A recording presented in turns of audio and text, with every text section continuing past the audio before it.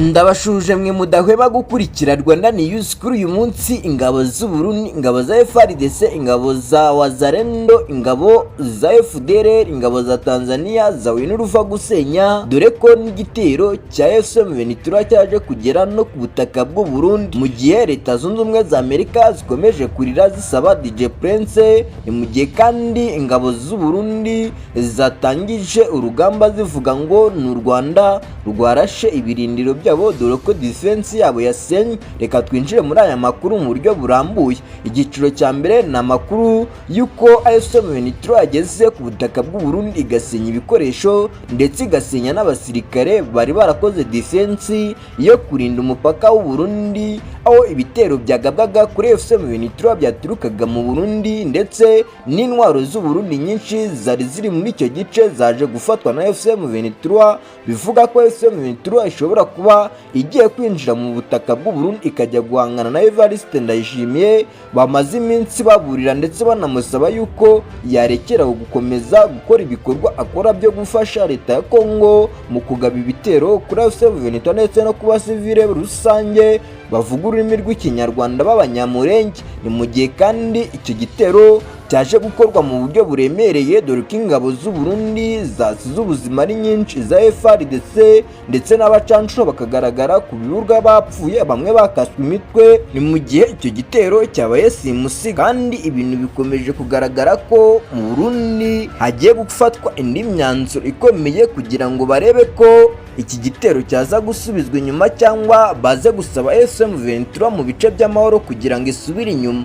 Ni mu gihe Leta Zunze Ubumwe za Amerika zo zikomeje kugaragara mu marira menshi zisaba ko DJ Prince yarekurwa, mu gihe abacancuro benshi bakomeza kuhasiga ubuzima mu burasirazuba bwa Kongo, aho hagaragaye imirambo myinshi y'abasirikare b'abacancuro bakaswe imitwe ndetse n'abasirikare ba FARDC bagaragaye mu duce tw'abaturage bapfuye ari benshi. Bivugwa ko abaturage baje gufata umwanzuro wo kwihurira bagafata abasirikare ba Leta ya Kongo FARDC bakabatemagura, abandi bakabacishamo ibyuma inshuro nyinshi. Ni amakuru mabi aturuka mu burasirazuba bwa Kongo agaragaza ko abasirikare ba Repubulika ya Demokarasi ya Kongo birawemo n'abaturage, aho abaturage bavuga ko barimo bahohoterwa ndetse barimo bakorerwa ibikorwa by'urugomo. Iki gisirikare cya Kongo gikomeza kugaragara mu bikorwa bigiye bitandukanye birimo ubusahuzi ndetse no gukubita abaturage, abandi bakabajyana bakajya kubafunga nta rubanza rubayo cyangwa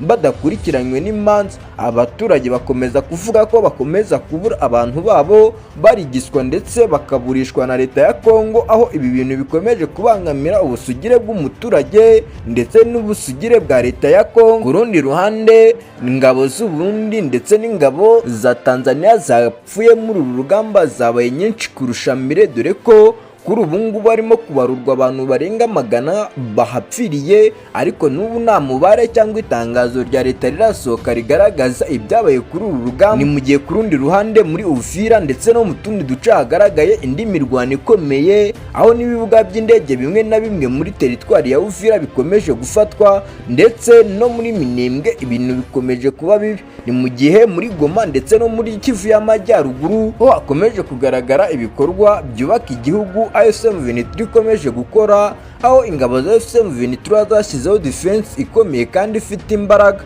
Muri Leta ya Kongo ibintu bikomeje kuba bibi dore ko Perezida Antoine Felix Tshisekedi akomeje kubaho neza kandi akomeje kwibera Kinshasa ngo iki iyi ntambara itarangira. Hari abavuga ko kuba Felix yicariye Kinshasa akaba ari ahantu hatekanye harinzwe atabasha kwita ku baturage bo mu burasirazuba bwa Kongo bakomeje kubaho nabi, babaho mu bwoba, mu nzara ndetse no guhunga buri kanya, aho imiryango iba idatekanye nta cyizere cy'uko ejo bazaramuka. Ni ibintu bikomeje kuba bibi mu burasirazuba bwa Kongo, mu gihe politike ndetse n'abareberera politike bakomeje kwicecekera mu burasirazuba bwa Kongo. Yumvaga ni Damu, iyi ni Rwanda News, ngaho kora subscribe, ukore like, share and comment kugira ngo tujye dukomeza kubana mu makuru nk'ayagezweho.